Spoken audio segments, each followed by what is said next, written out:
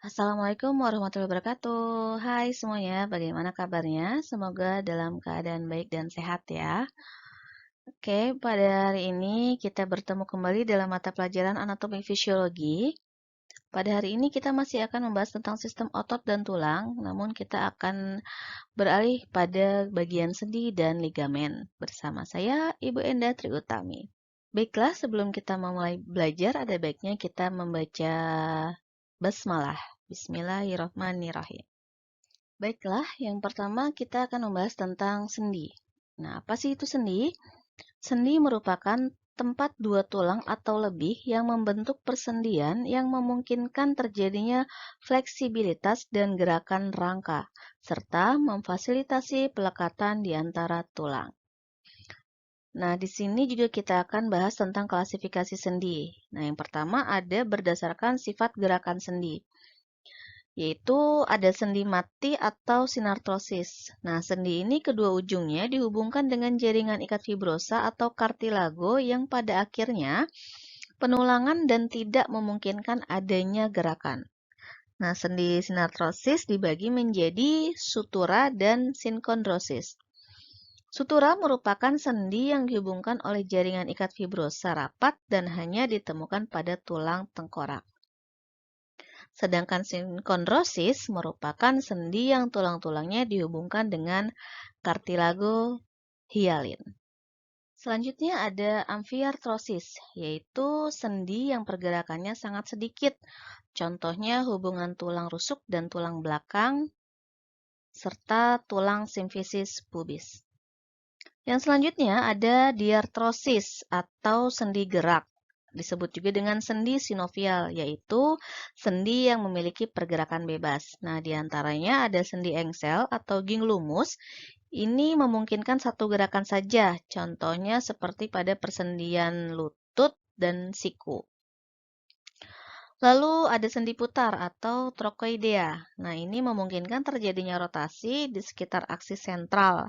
Contohnya tulang atlas dan persendian bagian kepala. Selanjutnya ada sendi peluru atau endartrosis. Nah, ini memungkinkan rentang gerak yang lebih besar menuju ke tiga arah. Contohnya pada sendi panggul dan juga sendi bahu. Dan selanjutnya ada sendi pelana atau selaris, yaitu kedua ujung tulang berbentuk pelana. Contohnya tulang ibu jari dengan telapak tangan. Dan yang terakhir ada sendi ovoid atau ellipsoidea. Nah, ini kedua ujung tulang berbentuk oval. Contohnya pada sendi pergelangan tangan.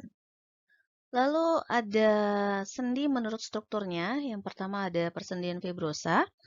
Ini merupakan persendian yang tidak memiliki rongga sendi yang diperkokoh dengan jaringan ikat fibrosa. Kemudian ada persendian kartilago.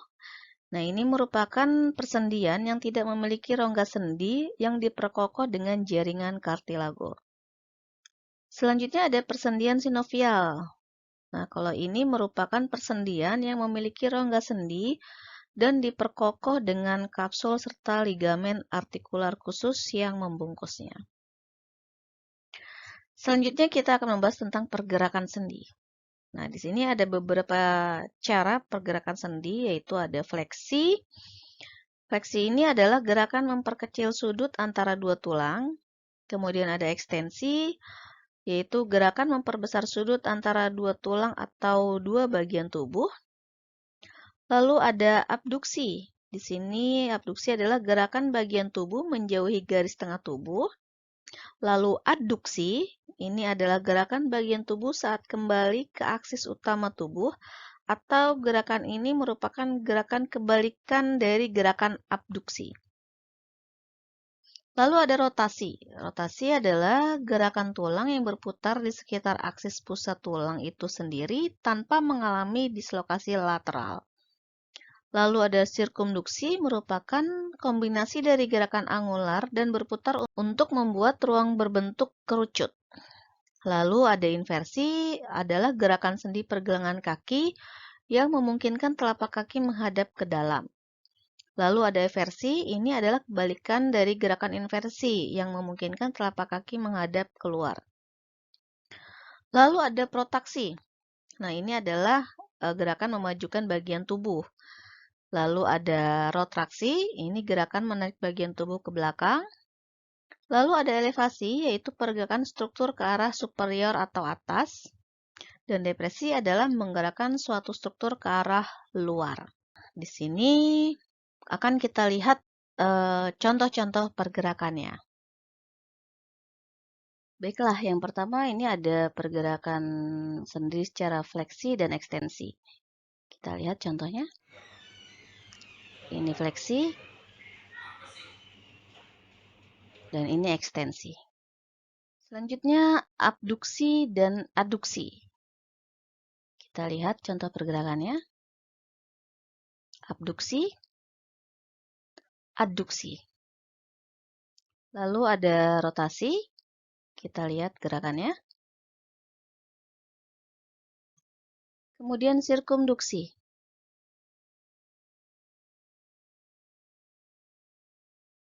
Selanjutnya contoh pergerakan inversi dan eversi. Ini inversi, dan ini eversi.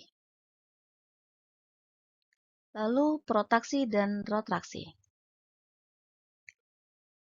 Ini protraksi, dan ini rotraksi. Selanjutnya gerakan elevasi dan depresi. Ini pergerakan elevasi, dan ini depresi.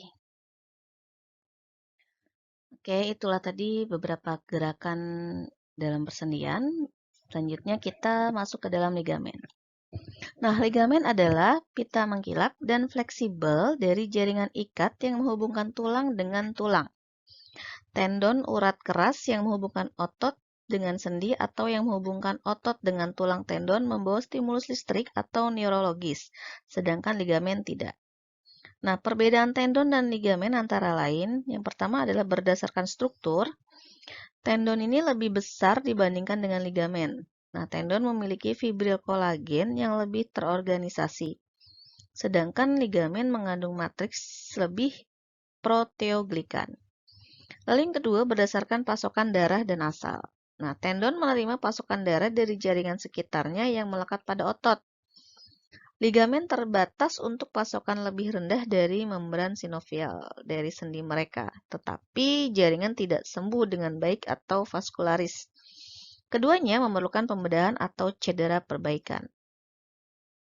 Dan yang ketiga adalah berdasarkan fungsi.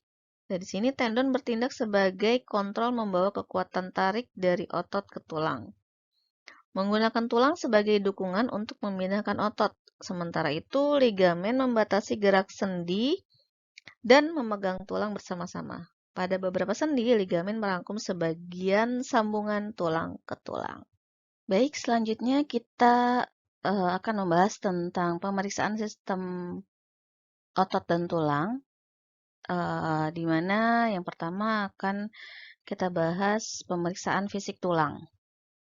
Pemeriksaan fisik tulang dilakukan dengan mengamati kenormalan dan keabnormalan susunan tulang, kemudian melakukan palpasi untuk mengetahui ada tidaknya nyeri tekan pada tulang. Pemeriksaan persendian juga dilakukan dengan tahapan sebagai berikut. Yang pertama, pemeriksa melakukan inspeksi ke semua bagian persendian untuk mengetahui ada tidaknya kelainan sendi. Pemeriksaan melakukan inspeksi ini berarti diperiksa secara pandang ataupun lihat. Kemudian yang kedua yaitu pemeriksaan melakukan palpasi atau periksa raba. Nah, ini untuk mengetahui ada tidaknya nyeri tekan pada persendian. Lalu selanjutnya ada pemeriksa mengkaji range of motion atau rentang gerakan dalam keadaan normal yang dapat dilakukan oleh persendian pasien. Nah, dalam mengkaji range of motion ini dilakukan dengan meminta pasien menggerakkan sendi secara abduksi, aduksi, rotasi, fleksi ekstensi, dan lain-lain. Selanjutnya pemeriksaan tonus otot. Dalam pemeriksaan tonus otot ini, kerja otot dilakukan secara sinergis dan antagonis. Cara sinergis akan menghasilkan gerak otot yang bersamaan arah, sedangkan antagonis menghasilkan gerak otot yang berlawanan arah. Otot bekerja secara kontraksi maupun relaksasi. Kontraksi yang terus dipertahankan oleh otot dinamakan tonus otot. Nah, kontraksi otot terdiri atas dua macam, yaitu kontraksi isometrik atau panjang otot tetap dan tonus otot meningkat. Dan yang satu lagi adalah kontraksi isotonik atau otot memendek dan tonus otot tetap. Pemeriksaan tonus otot dilakukan dengan meminta klien melemaskan ekstremitas yang akan diperiksa, kemudian kita gerak-gerakan fleksi dan ekstensi.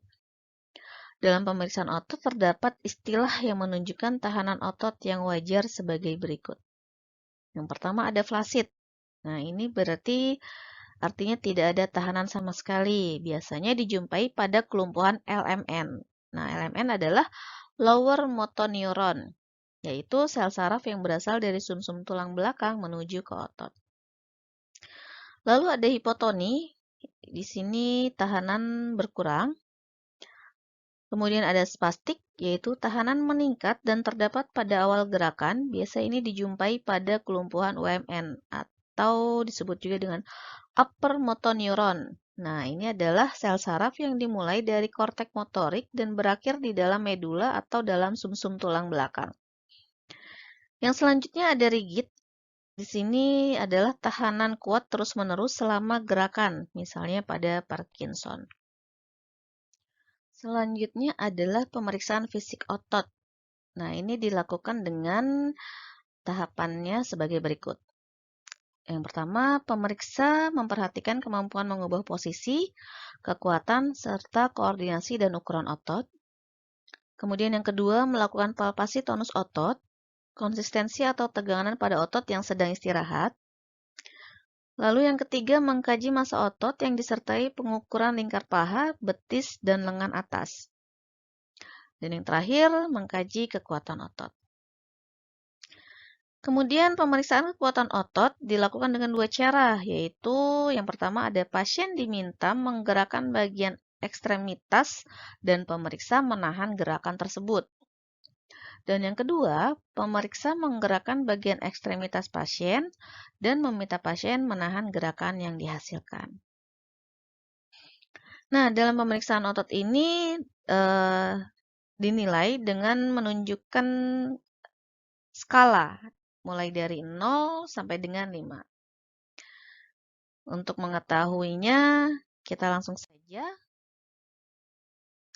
Pada nilai 0, atau disebut juga dengan paralisis parah, ini berarti tidak didapatkan sedikit pun kontraksi otot. Nah, artinya lumpuh total. Kemudian nilai 1 atau paralisis, di sini terdapat sedikit kontraksi otot, namun tidak didapatkan gerakan pada persendian yang harus digerakkan oleh otot tersebut. Lalu pada nilai skala 2 atau disebut paresis, di sini didapatkan gerakan, tetapi gerakan ini tidak mampu melawan gaya berat atau gravitasi. Lalu nilai skala 3, ini artinya kelemahan parah. Nah, berarti dapat mengadakan gerakan melawan gaya berat. Lalu skala nilai 4 disebut dengan sedang ringan, berarti di sini di samping dapat melawan gaya berat, ia dapat pula mengatasi sedikit tahanan yang diberikan. Nah, yang terakhir nilai skala 5. Berarti artinya normal atau tidak ada kelumpuhan. Selanjutnya pada pemeriksaan penunjang, ini dapat melalui pemeriksaan darah lengkap, pemeriksaan serum, uji Mantoux, dan pemeriksaan urin. Pemeriksaan penunjang tersebut dilakukan dengan cara-cara berikut. Yang pertama ada sinar X. Pemeriksaan ini bertujuan untuk menggambarkan kepadatan tulang, tekstur, erosi, dan perubahan hubungan tulang. Lalu ada CT scan. Nah, pemeriksaan ini bertujuan untuk mengidentifikasi lokasi dan panjangnya patah tulang di daerah yang sulit dievaluasi. Lalu kemudian ada MRI. Nah, pemeriksaan ini bertujuan untuk memperlihatkan abnormalitas seperti tumor atau penyempitan jaringan lunak. Selanjutnya ada myelografi. Nah, ini digunakan untuk melihat adanya herniasi diskus, penyempitan kanalis spinalis, atau adanya tumor. Selanjutnya, artografi. Di sini memeriksa struktur jaringan lunak dan kontur sendi serta mengidentifikasi adanya sobekan akut atau kronik.